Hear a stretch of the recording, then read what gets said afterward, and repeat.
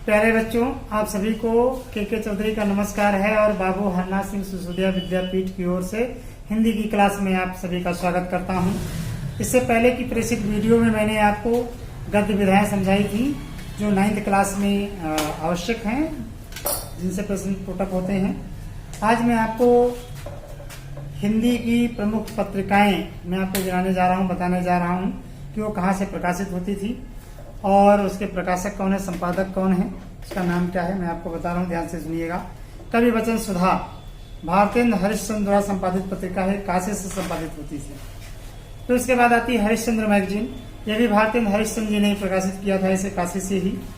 बाला बोधनी पत्रिका है, यह भी भारतेंद्र हरिश्चंद्र द्वारा काशी से प्रकाशित है। उसके बाद सरस्वती पत्रिका आती है, ये महावीर प्रसाद द्विवेदी द्वारा संपादित है और ये प्रयाग से संपादित होती थी। हंस प्रेमचंद्र द्वारा संपादित पत्रिका है, इसके संपादक थे प्रेमचंद जी, जिसका नाम हंस है, और ये काशी से प्रकाशित थी। उसके बाद आती है आनंद कादम्बिनी। आनंद कादम्बिनी पत्रिका के संपादक हैं बद्री नारायण चौधरी प्रेमगन, ये कानपुर से प्रकाशित होती थी पत्रिका। फिर उसके बाद हम बात करते हैं ब्राह्मण पत्रिका की। ब्राह्मण पत्रिका के संपादक थे प्रताप नारायण मिश्र और ये मिर्जापुर से प्रकाशित होती थी बच्चों, मिर्जापुर से। उसके बाद है हिंदी प्रदीप, जिसके संपादक थे बालकृष्ण भट्ट और ये इलाहाबाद से प्रकाशित होती थी। फिर बात होती है हम करते हैं चांद पत्रिका की। ये चांद पत्रिका ये प्रयाग से संपादित थी, इसके संपादक है राम रख सहगल। कौन? राम रख सहगल। फिर सुदर्शन पत्रिका है, जिसके संपादक हैं देवकी नंदन खत्री और ये पत्रिका काशी से प्रकाशित होती थी। फिर बात करते हैं समालोचक पत्रिका की, इसके संपादक हैं चंद्रधर शर्मा गुलेरी। ये चंद्रधर शर्मा गुलेरी जी जो है जयपुर से इसे प्रकाशित करते थे। उसके बाद आती है इंद्र पत्रिका। इंद्र पत्रिका के संपादक हैं अंबिका प्रसाद गुप्त, ये काशी से प्रकाशित होती थी। फिर बात आती है मर्यादा।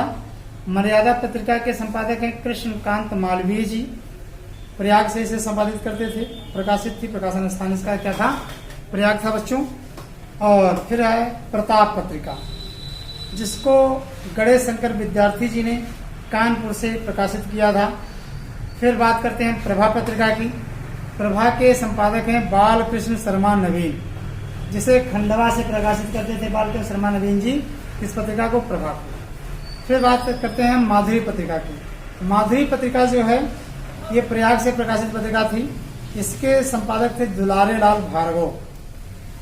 ये थी पत्रिकाएं बच्चों जो आपके 9th की क्लास में बहुत उपयोगी हैं, 10th में भी पूछी जा सकती हैं, इसलिए इनको लिख लें। वैसे तो आप लोगों के पास लिखा है, मैंने आप लोगों को लिखा रखा है, 9th इंग्लिश में मैंने लिखा था, फिर इस बार तो दूसरी क्लास 9th इंग्लिश में फिर मिली है, खैर लिखा रहा हूँ मैं।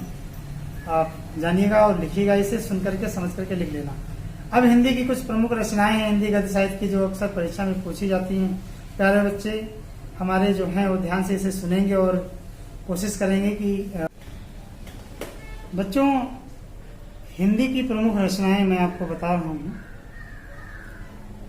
जो ज़्यादा थोड़ा फेमस रही हैं, उनकी विधा क्या है, उनके लेखक क्या हैं, कौन से हैं, बता रहा हूँ आपको। सुनिए ध्यान से और याद कर ले, परीक्षा में ज़्यादा पूछी जाती हैं और ये आज ही नहीं आगे तक की पूछी जाएंगी, आगे कक्षाओं में भी। गोदान उपन्यास है, मुंशी प्रेमचंद द्वारा लिखित है। ये बहुत अच्छा उपन्यास है, सर्वश्रेष्ठ उपन्यास है। आप इसे पढ़ेंगे तो आपका पढ़ने में इतना मन लग जाता है, जब तक ये खत्म नहीं हो जाती तब तक इसको पढ़ने में मन रमा ही रहता है।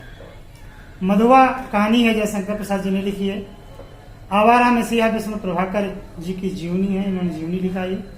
फिर धर्मवीर भारती जी ने लिखा है अंधा युग, जो कि एक नाटक है। कल कौतुक भी एक नाटक है, जिसके लेखक है प्रताप नारायण मिश्र जी। कफन मुंशी प्रेमचंद द्वारा लिखित एक कहानी है। कल्पलता हजारी प्रसाद द्विवेदी जी ने लिखा है, जो कि निबंध विधा की रचना है। बाण भट्ट की आत्मकथा, बाण भट्ट की आत्मकथा, ये भी एक निबंध है, भारतेंद्र जी ने इसे लिखा है। हजारी प्रसाद द्विवेदी जी ने लिखा है। बाण भट्ट की आत्मकथा बच्चे अक्सर भूल जाते हैं और इसे आत्मकथा लिख देते हैं। अक्सर पूछा जाता है कि आत्मविधा की रचना है और 4 रचनाएं दी जाती हैं जिनमें से बाण भट्ट की आत्मकथा लिखा होता है, इसे लोग टिक कर देते हैं। तो 10 नंबर के प्रश्न आते हैं, 5 नंबर के हिंदी गद्य साहित्य के इतिहास से, 5 नंबर के हिंदी काव्य साहित्य के इतिहास से। तो अक्सर ये पूछ लिया जाता है कि बाण भट्ट की आत्मकथा किस विधा की रचना है ना। तो बच्चे अक्सर इसे आत्मकथा लिख देते हैं, लेकिन आत्मकथा नहीं बल्कि ये निबंध है ना।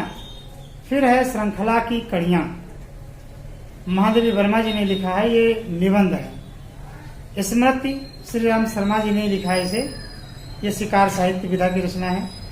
क्या भूलूं क्या याद करूं, आत्मकथा है हरिवंश राय बच्चन जी की। फिर है नेड़ का निर्माण, फिर ये भी हरिवंश राय बच्चन जी की आत्मकथा ही है। रंगभूमि मुंशी प्रेमचंद का उपन्यास है, श्रेष्ठ उपन्यास है ना। ये भी एक गांधी आदर्शों पर चलने वाला उपन्यास है। उस पार के पड़ोसी काका कालेलकर जी ने लिखा है, यात्रावृत्त है। ध्रुव स्वामी जयशंकर प्रसाद का एक नाटक है। बोलती प्रतिमा जयशंकर प्रसाद का एक शिकार साहित्य विधा की रचना है। अशोक के फूल हजारी प्रसाद द्विवेदी द्वारा रचित एक निबंध है। दुलाई वाली बंग महिला के द्वारा लिखी गई एक कहानी है। कौन सी? दुलाई वाली, लेखिका बंग महिला है ना, कहानी है ये। 11 वर्ष का समय, आचार्य रामचंद्र शुक्ल जी ने लिखा इसे और ये एक कहानी है। फिर लास्ट में है चिंतामणि, जिसके लेखक आचार्य रामचंद्र शुक्ल जी ही हैं और ये निबंध विधा की रचना है।